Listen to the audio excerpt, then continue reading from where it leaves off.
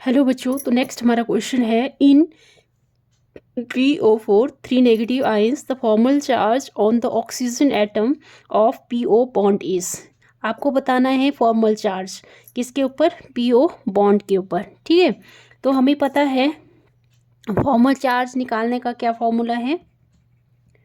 Formal charge निकालने का formula है टोटल चार्ज और नंबर ऑफ ऑक्सीजन एटम। ठीक है, टोटल चार्ज देखो PO4 3 नेगेटिव, मतलब चार्ज कितना है इसके ऊपर, -3, और नंबर ऑफ ऑक्सीजन एटम कितने हैं, 4। ठीक है, जब इसको हम डिवाइड करेंगे तो कुछ ऐसा आएगा आंसर, ये -0.75। ठीक है, तो हमारा ये वाला ऑप्शन इसमें करेक्ट रहेगा। ठीक है, कई बार ऐसे क्वेश्चन भी पेपर में पूछ लिए जाते हैं, और ये वाले क्वेश्चन तो मैंने पहले भी करवाए हैं, जस्ट मैं आपको इंट्रोड्यूस करवा देती हूँ। इसमें match the shape of molecules in column 1 with the type of hybridisation in the column 2। Column 1 और कॉलम 2, इसमें देखो ज्योमेट्री बताई है कि ऐसे ऐसे हाइब्रिडाइजेशन की कौन से, जैसे sp की कौन सी ज्योमेट्री होगी, sp2 की कौन सी होगी और sp3 की कौन सी होगी। तो हाइब्रिडाइजेशन में मैंने पहले भी बताया है आपको, चलो यहाँ फिर से बताती हूँ मैं आपको। ये s ऑर्बिटल होता है, और जब ये px ऑर्बिटल के साथ कंबाइन हाइब्रिड करता है, मतलब इंटरमिक्स होता है, तो कुछ शेप ऐसी बनती है इसकी। ठीक है, ये s ऑर्बिटल है और ये p ऑर्बिटल है, तो इसकी शेप कुछ ऐसी बनेगी।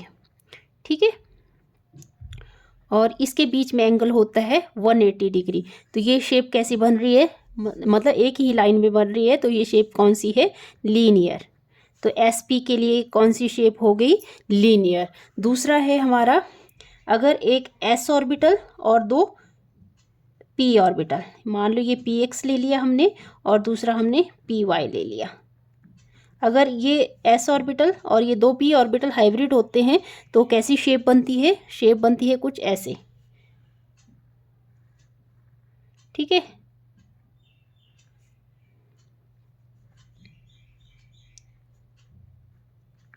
और इस शेप को बोलते हैं, इस शेप को क्या बोलते हैं, ट्रायगोनल। ठीक है, sp2 के लिए कौन सी शेप बन गई, ट्रायगोनल।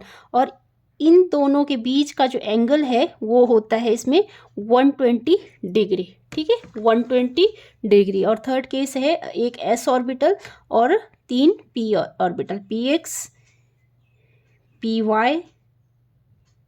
और ये pz। जब ये तीनों, एक s ऑर्बिटल और 3 p ऑर्बिटल हाइब्रिडाइज होते हैं तो इसकी शेप कुछ ऐसे बनती है, इसकी स्ट्रक्चर ऐसे।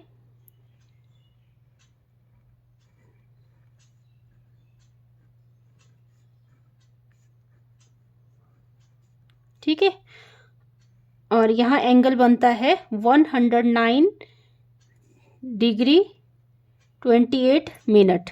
ठीक है, 109 डिग्री 28 मिनट, और इस स्ट्रक्चर को बोलते हैं टेट्राहेड्रल। ठीक है, तो sp3 के लिए क्या बनी स्ट्रक्चर, टेट्राहेड्रल। ठीक है, पता लग गया। sp के लिए लीनियर, sp2 के लिए ट्रायगोनल और sp3 के लिए टेट्राहेड्रल शेप बन रही है। ठीक है, और नेक्स्ट क्वेश्चन है हमारे पास, match the item given in column 1 with the example given in column 2।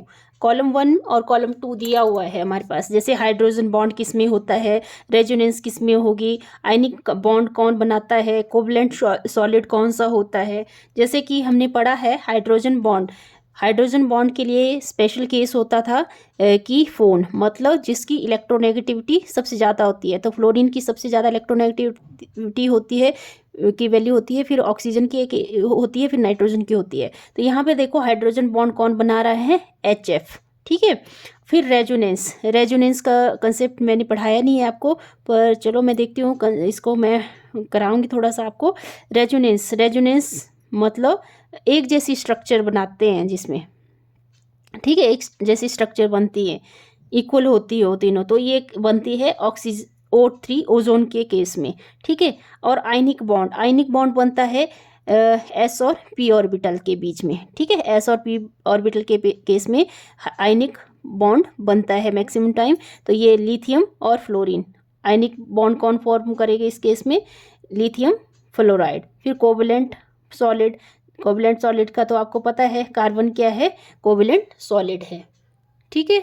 I hope आपको ये क्वेश्चन समझ आ गए होंगे। अगर समझ आ गए तो प्लीज़ वीडियो को लाइक करें, शेयर करें, सब्सक्राइब करें चैनल को। Thank you.